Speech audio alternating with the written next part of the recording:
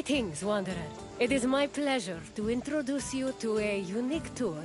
One that won't take you to impressive landmarks or famous battle sites, but through a typical Athenian home. If Olympus is Zeus's sanctuary, then my house is my own. It is a place where I can shelter myself from the noise and stress of city life.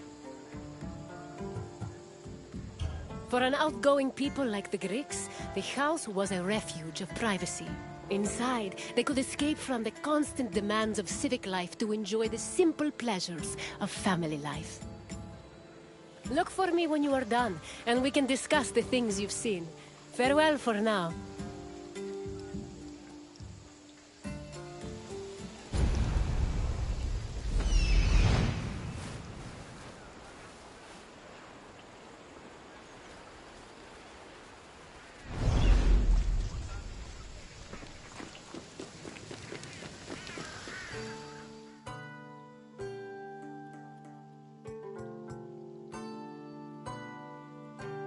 The house, or oikos, was a residence for Greek families and their slaves.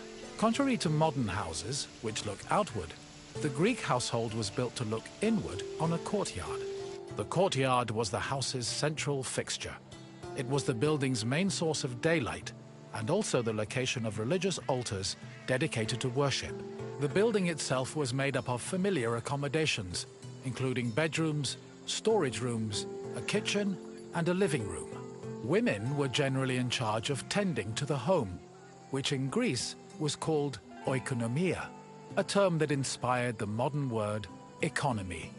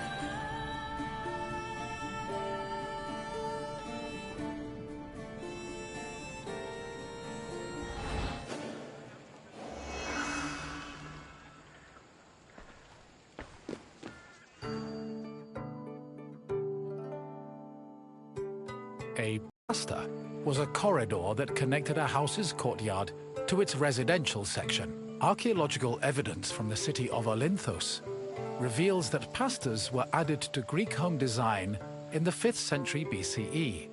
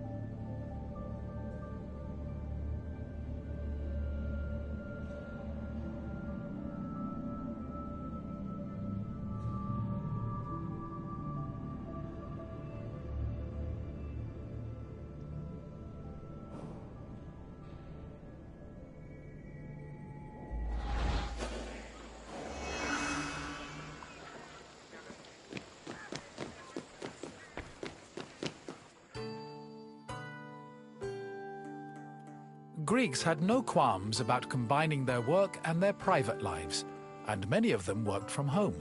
Artisans like blacksmiths, sculptors, and potters often had workshops in their houses. Some even operated small stores to sell their work. Similarly, doctors were known to treat patients in special offices located in their homes. Women also worked in the house and were responsible for making textiles, as well as producing clothes and supervising weaving, which was carried out by slaves. If the household was wealthy enough, they could even produce a surplus of textiles to sell in times of financial difficulty.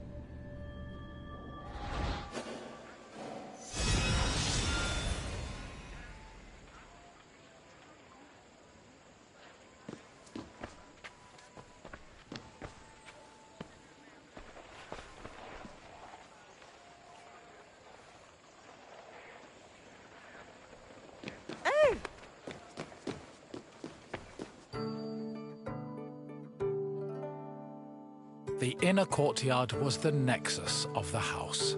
Functionally, it allowed air to circulate and also provided access to most of the rooms.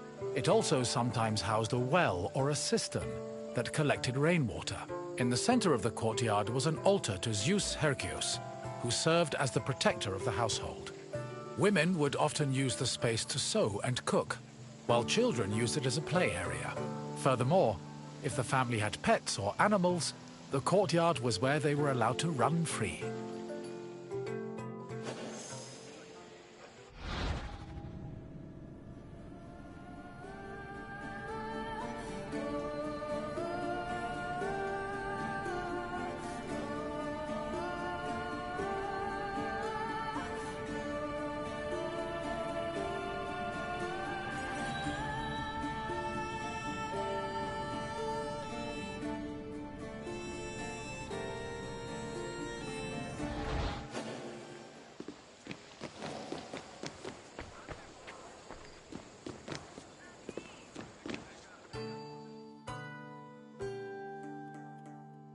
The bathroom was located in the back of the house. Much like today, it was used for cleaning and washing, although the Greeks used chamber pots instead of toilets. Most bathrooms had a luterion that could be filled with water for washing. Mirrors, razors, strigils, and sponges could also be found in the bathroom, along with small vases called arebaloi, which were usually filled with perfume or oil.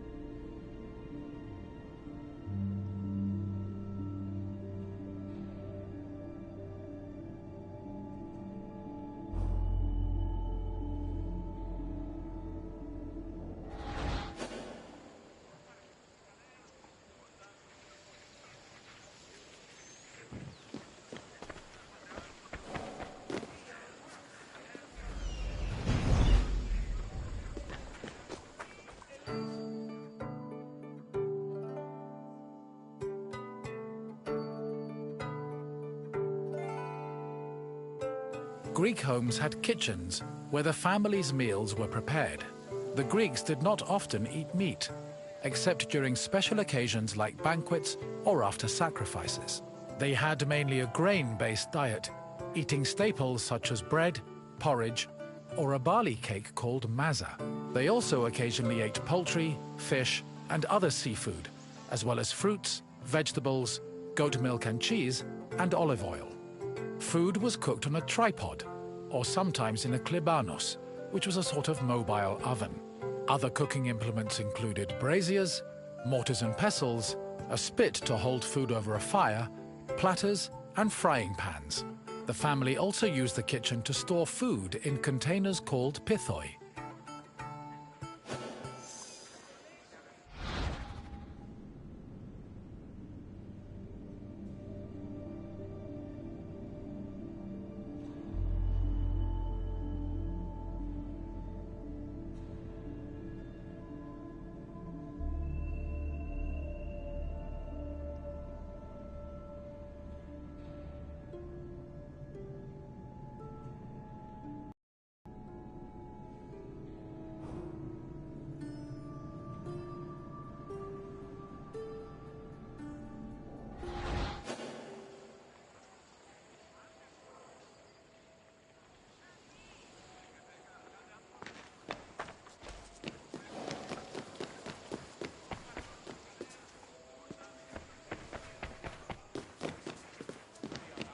Symposia were major social institutions in Greece. They were drinking parties held exclusively for men. The party took place in the men's section of the house, the andron, where residents and guests reclined on special couches called klinai. Food was served on low tables set in front of the couches, while wine was placed in a crater in the center of the room. During a symposium, men drank, sang, had philosophical discussions, and played games like kotobos. Musicians, dancers, and even courtesans were often welcomed to attend as well. However, wives and daughters were always excluded.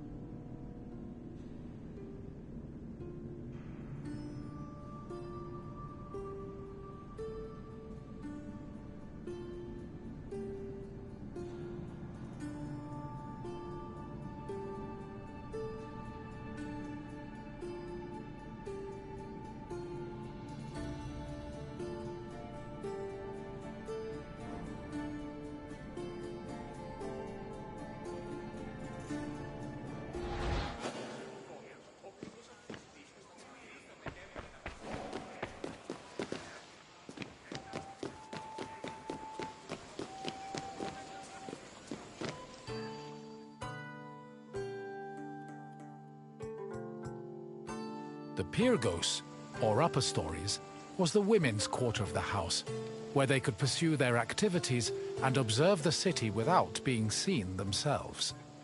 The rooftops were also used in a special rite called the Adonia, a private celebration held in honor of Adonis, which was reserved for women. At the beginning of spring, women filled terracotta pots with soil and lettuce seeds, then climbed a ladder to place the pots on the rooftop. These pots served as the women's very own Gardens of Adonis.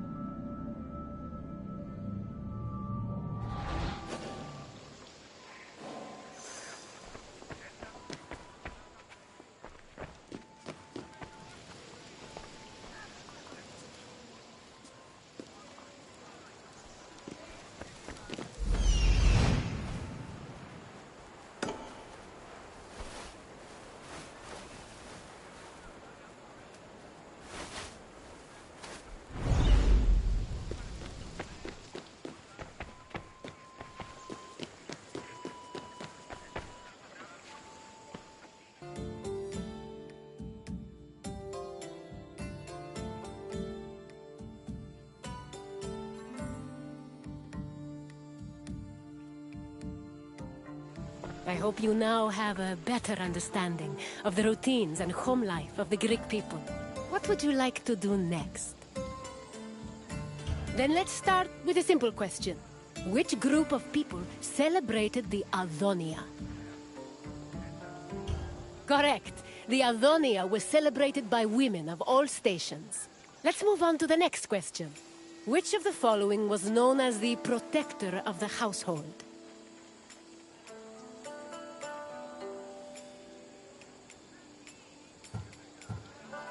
Yes, Zeus Herkios protected the household, and an altar to the god usually stood in the center of the house's courtyard. On to the final question. Which of the following was not located in the bathroom? Correct. The Klivanos was a mobile oven usually found in the kitchen.